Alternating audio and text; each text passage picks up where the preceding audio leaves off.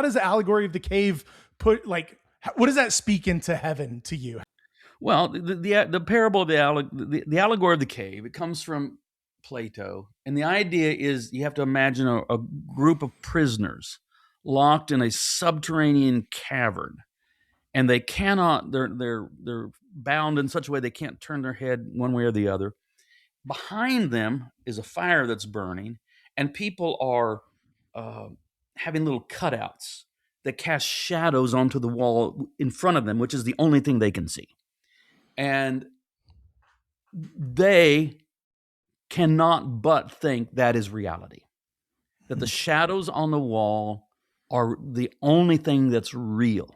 But then one day, some prisoner, we're not told how, by grace, escapes his bonds, climbs up out of the cavern into the full daylight, and first it just blinds him, but progressively, over a period of time, his eyes become accustomed so that he can behold what is actually reality.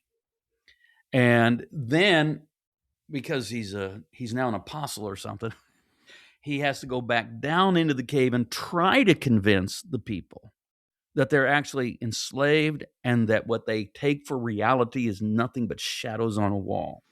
And that what they're seeing is not the full story by any means. And of course, that's going to be very difficult for him to do. They're going to think he's crazy and all of that sort of thing. But that's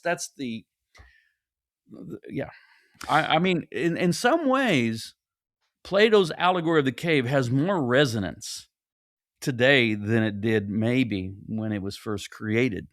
You know. Yeah, I don't doubt that.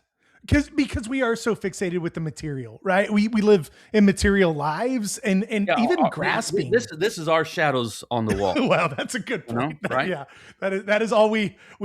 Oh, geez, that hit a little harder than I realized.